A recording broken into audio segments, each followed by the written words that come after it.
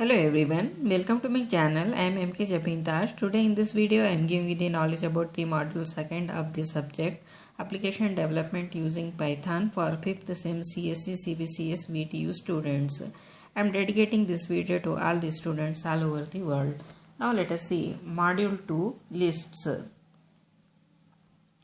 The list data type. A list is a value that contains multiple values in an ordered sequence. A list value looks like this: cat within a single quote, comma, bat, comma, rat, comma, elephant, like this as here shown. A list begins with an operating square bracket and ends with a closing square bracket. Values inside the list are also called items and are separated by commas.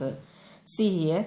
The spam variable E1 is still assigned only one value. The list value contains multiple values. The value square bracket closing and opening is an empty list that contains no values similar to the empty string. Getting individual values in a list with indexes. Say you have the list cat, bat, rat, elephant stored in a variable named spam. The Python code spam of 0 would evaluate to cat and spam of 1 would evaluate to bat and so on. See here figure. The first value in the list is at index 0, the second value is at index 1 and third value is at index 2 and so on. For example, type the following expressions into the interactive shell. See here figure. The expression hello plus spam of 0 evaluates to hello plus cat because spam of 0 evaluates to the string cat. This expression in turn evaluates to the string value hello cat. If we use an index that exceeds the number of values in the list value, then Python gives index error. See here figure. Indexes can be only integer values, not floats. The following example will cause a type error. See figure. List can also contain other list values. The values in these list of lists can be accessed using multiple indexes. See here. The first index dictates which list value to use and the second indicates the value within the list value. Example, spam of 0 and 1 prints bat, the second value in the first list. Negative indexes. We can also use negative integers for the index. The integer value -1 refers to the last index in a list. The value -2 refers to the second to last index in the list and so on. See here figure. Now let us see getting sublists with slices. An index will get a single value from a list. A slice can get several values from a list in the form of a new list. A slice is typed between square brackets like an index, but it has two integers separated by a colon. Difference between indexes and slices. Spam of 2 is a list with an index 1 integer. Spam of 1:4 is a list with a slice 2 integers. In a slice, the first integer in the index where the slice starts, the second integer in the index where the slice ends, but will not include the value at the second index. See the figure here. As a shortcut, we can leave out one or both of the indexes on either side of the colon in the slice. Leaving out the first index is the same as using 0 or the beginning of the list. Leaving out the second index is the same as using the length of this list, which will slice to the end of the list. See here.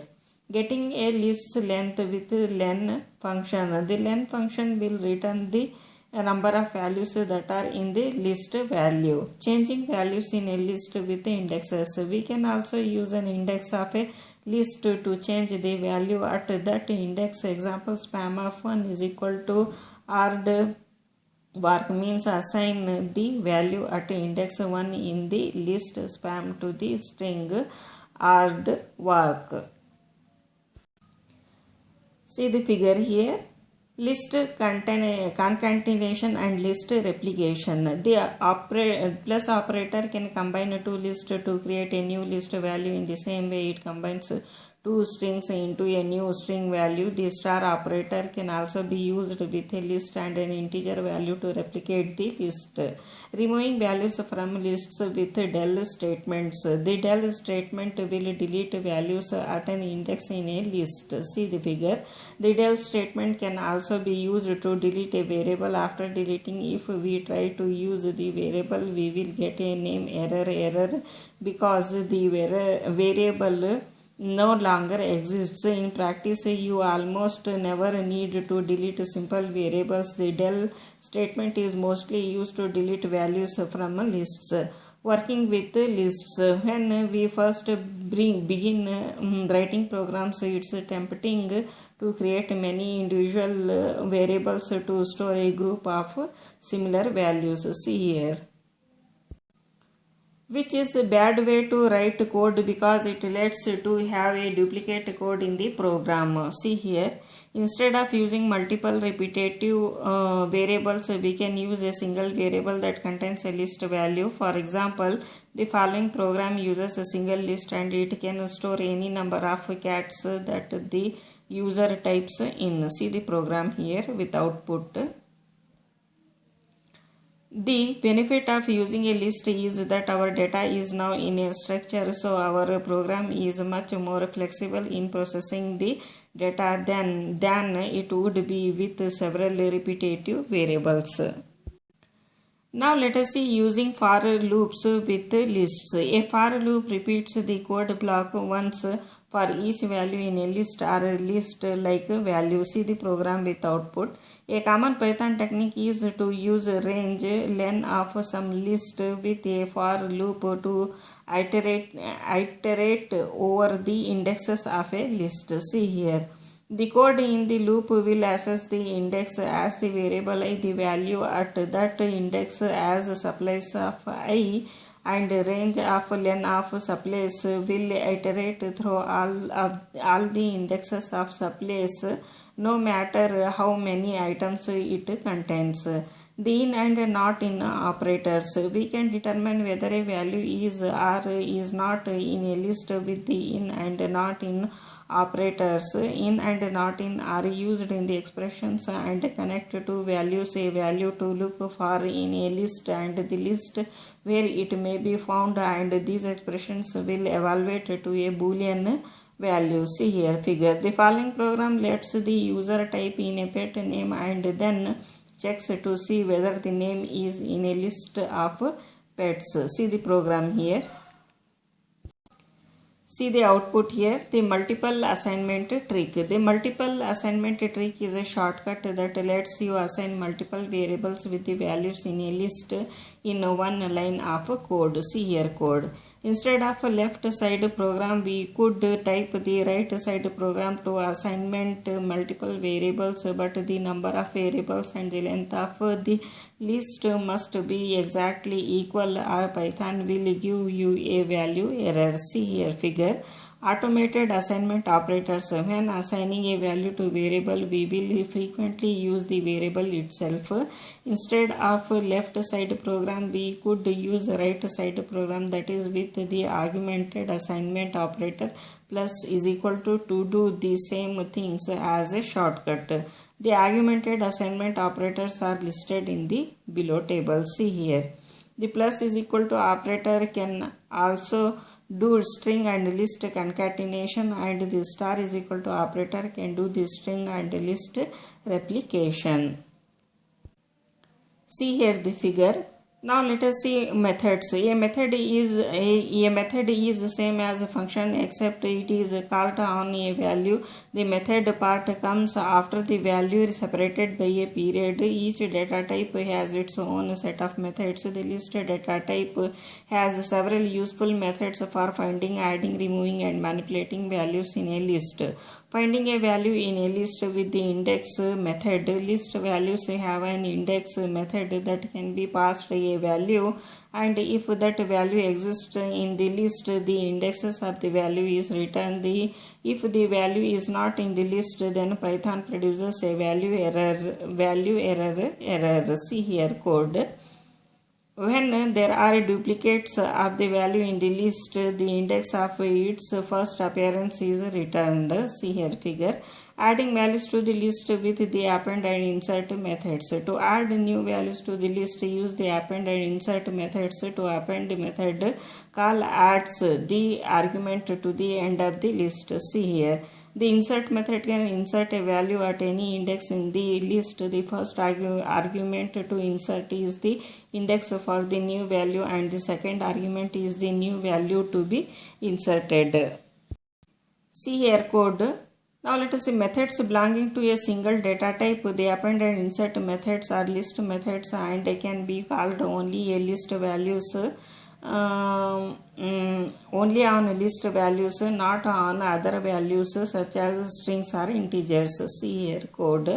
Removing values from list with remove. The remove method is passed the value to be removed from the list. It is called on. See here code. Attempting to delete a value that does not exist in the list will result in a value error. See here. If the value appears multiple times in the list, only the first instance of the value will be removed.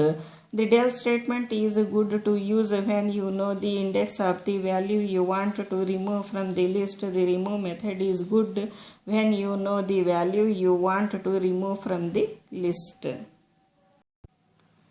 Sorting the values in the list with sort method. List of number values or list of strings can be sorted with the sort method. See here. You can also pass true for the reverse keyword argument to have sort the values in reverse order. See here, there are three things you should note about the sort method. First, the sort method sorts the list in place. Don't try to return value by writing code like spam is equal to spam dot sort. Second, we cannot sort lists that have both number values and string values in them. See here. Third, sort uses ASCII alphabetical order of uppercase rather than actual alphabetical order lowercase for sorting strings. See here. If we need to sort the values in regular alphabetical order, pass string dot lower for the keyword argument in the sort method call. See here figure. Example program magic 8 ball with a list. When we write a much more elegant version of the Magic 8 ball program, instead of several lines of nearly identical if statements, we can create a single list. See here. The expression you use as the index into messages random randint of 0, len of messages minus 1. This produces a random number to use for the index regardless of the size of messages. That is, you will get a random number between 0 and the value of the len of messages minus 1. Exceptions to indentation rules in Python. The amount of indentation for a line of code tells Python what block it is in. Lists can actually span several lines in the source code file. The indentation of these lines do not matter. Python knows that until it sees the ending square bracket, the list is not finished. See here. We can also split up a single instruction across multiple lines using the /line continuation character at the end. See here. Like list like types, strings and tuples. Lists are not the only data types that represent ordered sequences of values. Example, we can also do these with strings, indexing, slicing and using them with for loop, with len and with the in and not in operators. See here figure. Now let us see mutable and immutable data types. String. However, a string is immutable. It cannot be changed. Trying to reassign a single character in a string results in a type error. See the figure. The proper way to mutate a string is to use slicing and concatenation to build a new string by copying from parts of the old string. See the figure here. We used 0:7 and 8:12 to refer the characters that we don't wish to replace. Notice that the original Zophie, a cat string, is not modified because strings are immutable. List. A list value is a mutable data type. It can have values added, removed, or changed.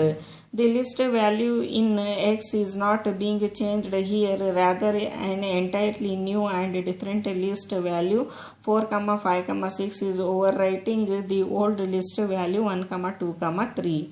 See the figure here. When x is equal to 4, 5, 6 is executed, the contents of the x are replaced with a new list value. If we want to modify the original list in x to contain 4, 5, 6, you would have to delete the items in that and then add items to it. See the figure here.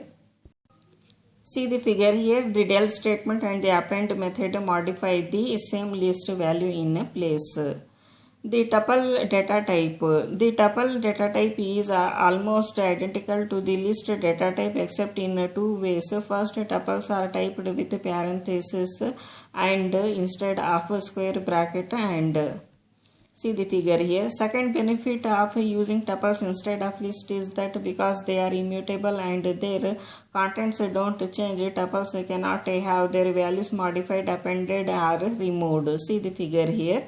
If you have only one value in your tuple, you can indicate this by placing a trailing comma after the value inside the parenthesis. Converting types with the list and tuple functions. The function list and tuple will return list and the tuple version of the values passed to them. See the figure here. Converting a tuple to a list is handy if you need a mutable version of a tuple value. Now let us see references. As we have seen, variables store strings and integer values. We assign 42 to the spam variable and then we copy the value in spam and assign it to the variable cheese. When we later change the value in spam to 100, this doesn't affect the value in cheese. This is because spam and cheese are different variables that store different values. But lists works differently. When we assign a list to a variable, we are actually assigning a list reference to the variable. A reference is a value that points to some bit of data, and a list reference is a value that points to a list. See here figure. When we create the list 1, we assign a reference to it in the spam variable, but the next line copies only the list reference in spam to cheese, not the list value itself. This means the values stored in spam and cheese now both refer to the same list. There is only one underlying list because the list itself was never actually copied. So when we modify the first element of cheese, we are modifying the same list that spam refers to. A list variables don't actually contain lists, they contain reference to lists. See the figure here.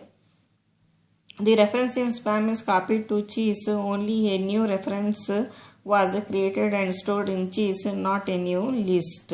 See the figure here.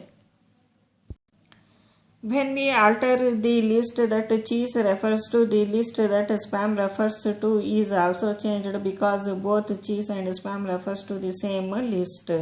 Variables will contain references to list values rather than list values themselves, but for string and integer values, variables will contain the strings or integer value.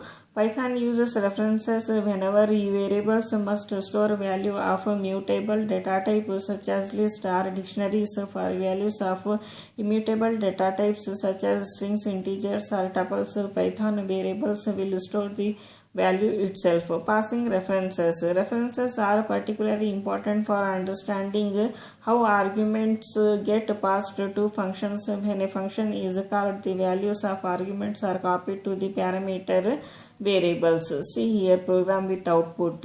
When x is called, the return value is not used to assign a new value to spam. Even though spam and some parameter contain separate references, they both refer to the same list. This is why the append hello method call inside the function affects the list even after the function call has returned.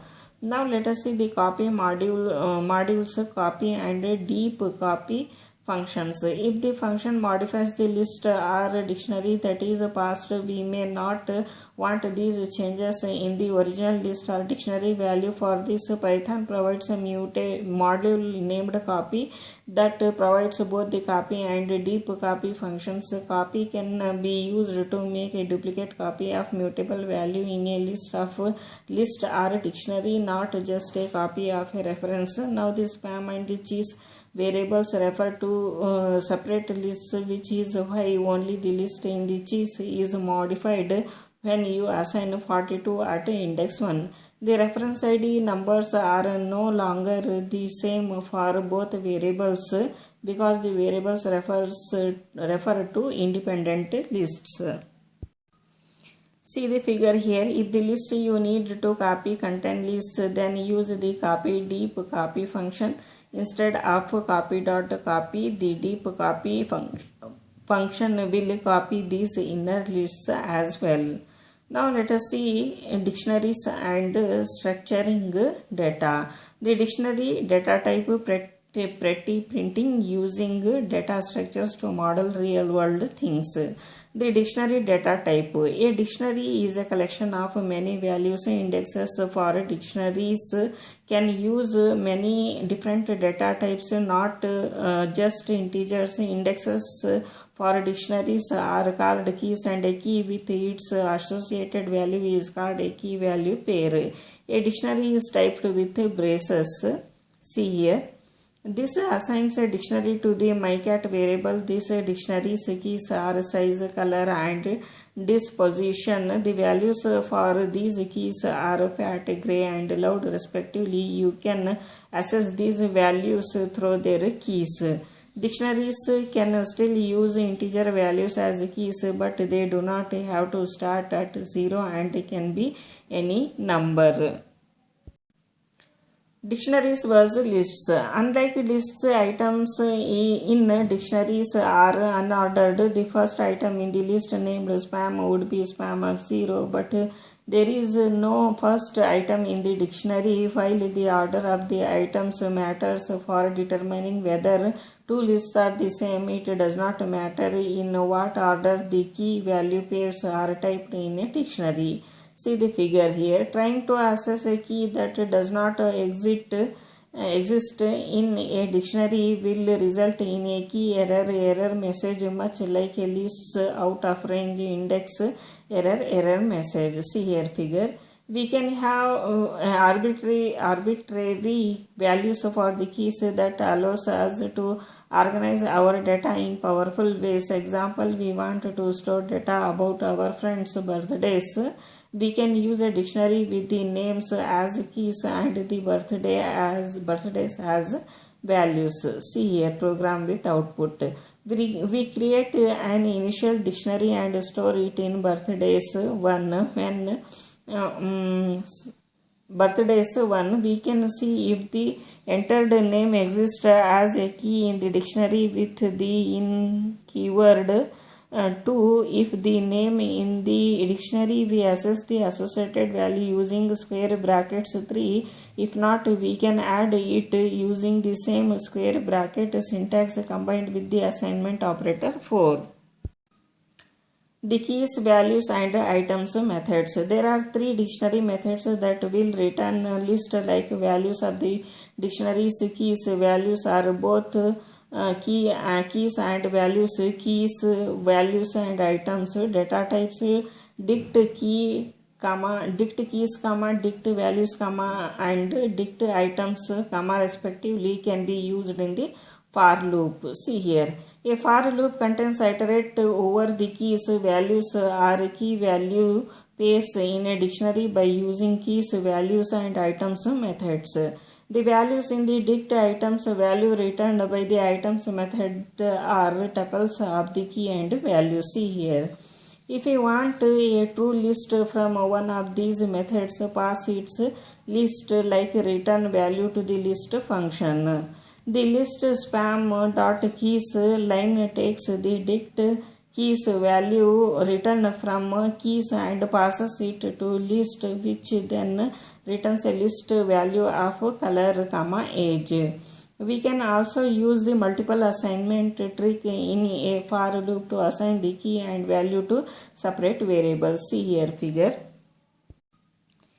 Checking whether a key or value exists in a dictionary. We can use the in and not in operators to see whether a certain key or value exists in a dictionary. See here the get method. Dictionaries have a get method that takes two arguments, the key of the value to retrieve and a fallback value to return if that key does not exist.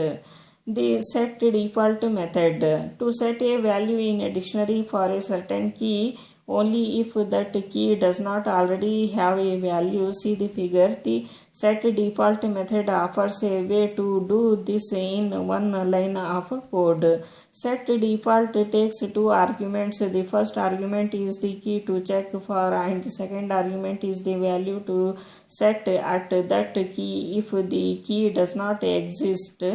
If the key does not exist, the set default method returns the key value. See here figure.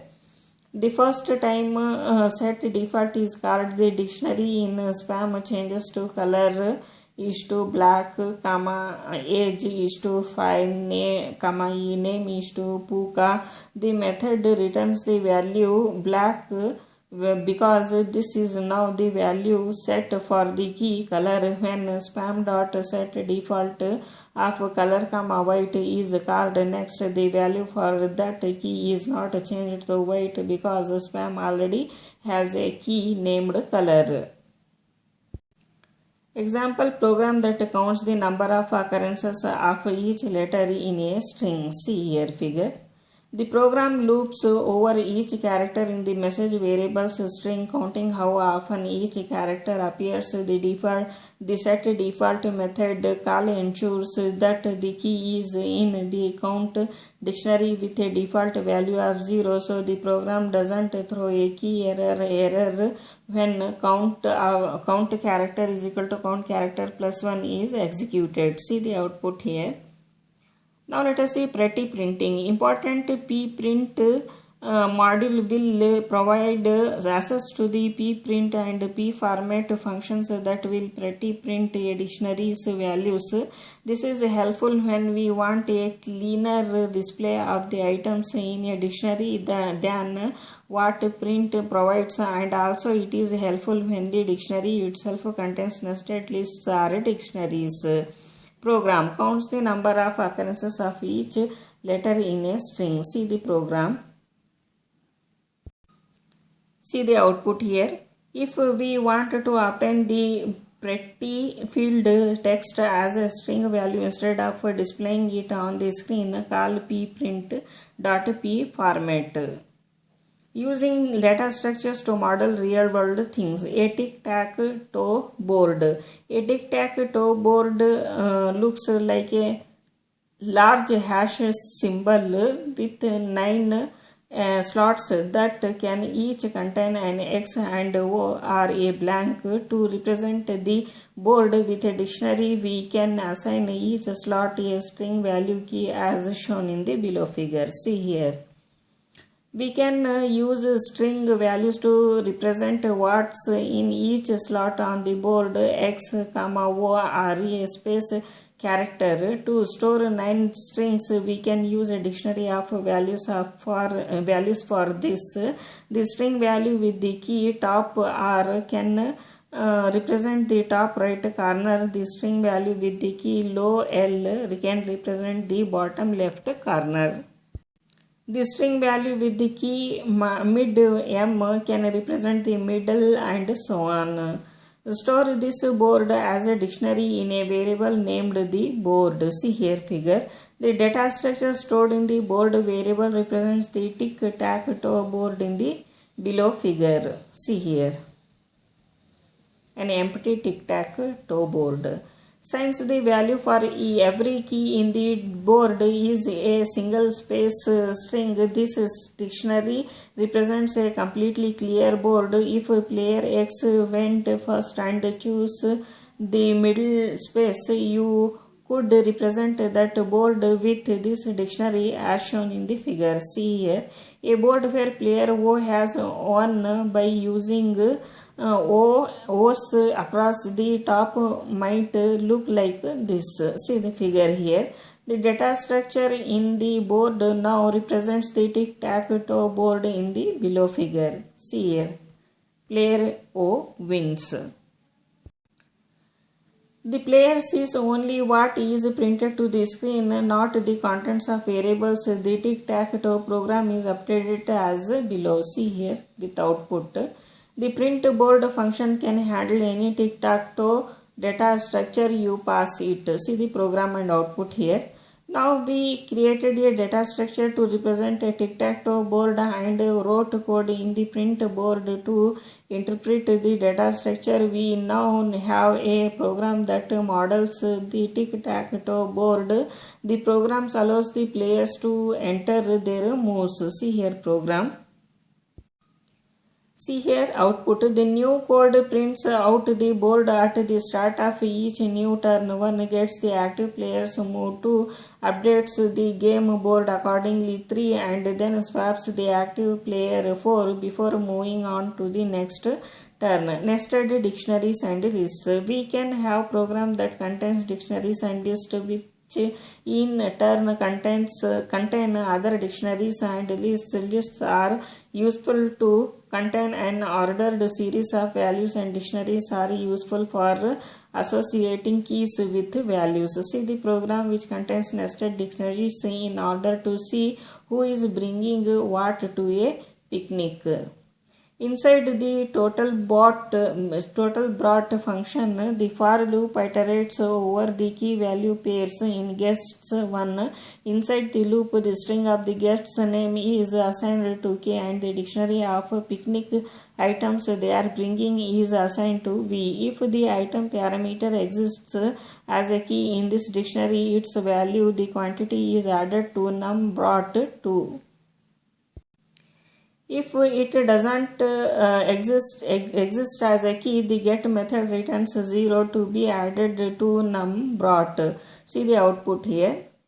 Now let us see manipulating strings. Working with strings, useful string methods, project password locker, project adding bullets to wiki markup. Working with strings, string literals. String values begin and end with a single quote, but we want to use either double or single quotes within a string. Then we have a multiple ways to do it as shown below. Double quotes. One benefit of using double quotes is that the string can have a single quote character in it. See the figure. Since the string begins with a double quote, Python knows that the single quote is part of the string and not marking the end of the string. Escape characters. If you need to use both single quotes and double quotes in the string, you will need to use escape characters. An escape character contains of a backslash followed by the character you want to add to the string. See here. Python knows that the single quote in Bob's has a backslash. It is not a single quote meant to end the string value. The escape character slash single quote and slash double quote allows to put single quote and double quotes inside your string respectively. See the example here. The different special escape characters can be used in the program as listed below in the table. Now let us see raw strings. You can place an R before the beginning quotation mark of a string to make it a raw string. A raw string completely ignores all escape characters and prints any backslash that appears in the string. See here figure. Now let us see multi-line strings with triple quotes. A multi-line string in Python begins and ends with either 3 single quotes or 3 double quotes. Any quotes, tabs or new lines in between the triple quotes are considered part of the string. See the program and output here. The following print call would print identical text but doesn't use a multi-line string. See the figure here. Multi-line comments. While the hash character marks the beginning of a comment for the rest of the line, a multi-line string is often used for comments that span multiple lines. See the code here. Now let us see indexing and slicing strings. Strings use indexes and slices the same way lists do. We can think of the string hello world as a list and each character in the string as an item with a corresponding index. See the figure. The space and exclamation point are included in the character count, so hello world is 12 character long. If we specify an index, you will get the character at that position in the string. See here. If we specify a range from one index to another, the starting index is included and the ending index is not. See. The substring we get from spam 0:5 will include everything from spam of 0 to spam of 4, leaving out the space at index 5. Note, slicing a string does not modify the original string. The in and not in operators with strings. The in and not in operators can be used with strings just like with list values. An expression with two strings joined using in or not in will evaluate to the boolean true or false. See here figure. These expressions test whether the first string, the exact string, case sensitive can be found within the second string. Now let us see useful string methods. Several string methods analyze strings or create transformed string values. The upper, lower, is lower string methods. The upper and lower string methods return a new string when all the letters in the original string have been converted to uppercase or lowercase respectively. These methods do not change the string itself but return new string values. If we want to change the original string, we have to call upper or lower on the string and then assign the new string to the variable where the original was stored. The upper and lower methods are helpful if we need to make a case insensitive comparison in the following small program. It does not matter whether the user types great or great because the string is first converted to lower case. See the program and output. The is upper and is lower methods will return a boolean true value if the string has at least one letter and all the letters are uppercase or lowercase respectively. Otherwise the method returns false. See here. Since the upper and the lower string methods themselves return strings, you can call string methods on those return string values as well. Expressions that do this will look like a chain of the method calls. See the figure here. The isX string methods. There are several string methods that have names beginning with the word is. These methods return a boolean value that describes the nature of the string. Here are some common isX string methods. Is alpha returns true if the string consists only of letters and is not blank. Is all num returns true if the string consists only of the letters and the numbers and is not blank. Is decimal returns true if the string consists only of numeric characters and is not blank. Is space returns true if the string consists only of spaces, tabs and new lines and is not blank. Is title returns true if the string consists only of the words that begin with an uppercase letter followed by only lowercase letters. See here.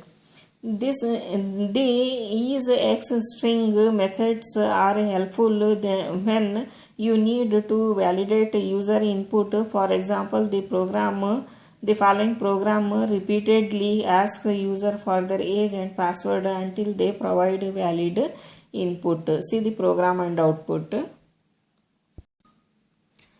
This starts with and ends with string methods. This starts with and ends with methods return true if the string value they are called on begins or ends respectively with the string passed to the method, otherwise they return false.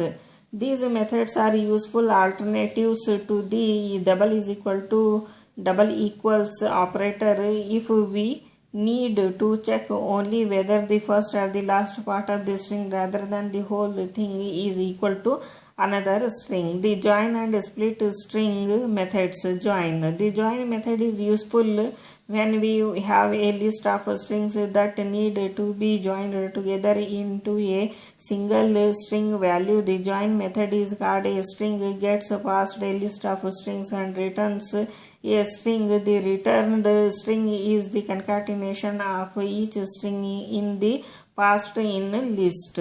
String join calls on is inserted between each string of the list argument. Example, when join cats, rats, bats is called on the string, the return string is cats, rats, bats within the single quote. Join is called on a string value and is passed a list value. Split. The split method is called on a string value and returns a list of strings. We can pass a delimiter string to the split method to specify a different string to split upon. A common use of split is to split a multi-line string along the new line character. See the figure here. Passing split the argument /n lets us split the multi-line string stored in the span along the new lines and return a list in which each item corresponds to one line of the string. Justifying text with rjust, ljust and center. The rjust and ljust string methods return a padded version of the string. They are called on with spaces inserted to justify this text. The first argument to both methods in an integer length for the justified string. See the figure here. Hello .rjust of 10 says that we want to write justify hello in a string of total length 10. Hello is 5 characters, so 5 spaces will be added to its left, giving us a string of 10 characters with hello justified right. An optional second argument to rjust and ljust will specify a full character other than a space character. The center string method works like ljust and rjust but centers the text rather than justifying it to the left or right. See the figures here. These methods are especially useful when you need to print tabular data that has the correct spacing. In the below program, we define a print picnic method that will take in a dictionary of information and use center LJust and RJust to display that information in a neatly aligned table-like format. The dictionary that we will pass to print picnic is picnic items. In picnic items, we have 4 sandwiches, 12 apples, 4 cups, and 8,000 cookies. We want to organize this information into 2 columns with the name of the item on the left and the quantity on the right. See here program and the output. Now let us see removing white space with strip, R strip and L strip. The strip string method will return a new string without any white space characters at the beginning or the end. The L strip and R strip methods will remove white space characters from the left and right ends respectively. See here figure. Optionally, a string argument will specify which characters on the ends should be stripped. See the figure. Passing strip, the argument amp s will tell it to strip occurrences of a, m, p and the capital S from the ends of the string stored in the spam. The order of the characters in the string passed to strip the order of the characters in the string passed to the strip does not matter. Strip of amp s will do the same thing as strip map s or strip spam. Copying and pasting strings with the paperclip module. The paperclip module has copy and paste functions that can send text to and receive text from your computer's clipboard. See here figure. Of course, if something outside of your program changes the clipboard contents, the paste function will return it. Now let us see project password locker. We probably have accounts on many different websites. It's a bad habit to use the same password for each of them, because if any of these sites has a security breach, the hackers will learn the password to all of your other accounts. It's best to use a password manager for software or your computer that uses one master password to unlock the password manager. Then you can copy any account password to the clipboard and paste it into the website password field. The password manager program you will create in this example is not secure, but it offers a basic demonstration of how such programs work. Step 1. Program design and data structures. We have to run this program with a command line argument that is the account's name, for instance email or blog. The account's password will be copied to the clipboard so that the user can paste it into a password field. The user can have long complicated passwords without having to memorize them. We need to start the program with ash is not equal to say shebang line and should also write a comment that briefly describes the program. Since we want to associate each account's name with its password, we can store these as strings in a dictionary. See the figure here. Now let us see step 2, handle command line arguments. The command line arguments will be stored in the variable sys.argue. The first item in the sys.argue list should always be a string containing the program's file name pw.py, and the second item should be the first command line argument. See here figure. Now let us see step 3, copy the right password. The account name is stored as a string in the variable account. You need to see whether it exists in the passwords dictionary as a key. If so, you want to copy the keys value to the clipboard using paperclip.copy. See the program here. This new code looks like in the passwords dictionary for the account name. If the account name is a key in the dictionary, we get the value corresponding to that key, copy it to the clipboard and print a message saying that we copied the value. Otherwise, we print a message saying there is no account with that name. On Windows, you can create a batch file to run this program with the win or run window. Type the following into the file editor and save the file as pw.bat in the C:/Windows folder. See here figure. With this batch file created, running the password safe program on Windows is just a matter of pressing WinR and typing password account name. Now let us see project. Adding bullets to wiki markup. When editing a Wikipedia article, we can create a bulleted list by putting each list item on its own line and placing a star in front. But say we have a really large list that we want to add bullet points to, we could just type those stats at the beginning of each line one by one, or we could automate this task with a short Python script. The bullet point adder.py script will get the text from the clipboard, add a star and space to the beginning of each line, and then paste this new text to the clipboard. See the program and output here. Step 1. Copy and paste from the clipboard. You want the bullet point adder.py program to do the following. Paste text from the clipboard. Do something to it. Copy the new text to the clipboard. Step 1 and step 3 are pretty straightforward and involve the pyperclip.copy and pyperclip.paste functions, saving the following program as bullet point adder.py.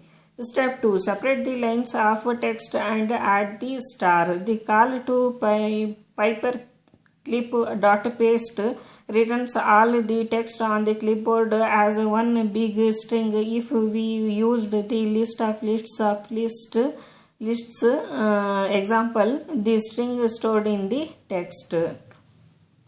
The slash and newline character in this string cause it to be displayed with multiple lines when it is printed or pasted from the clipboard.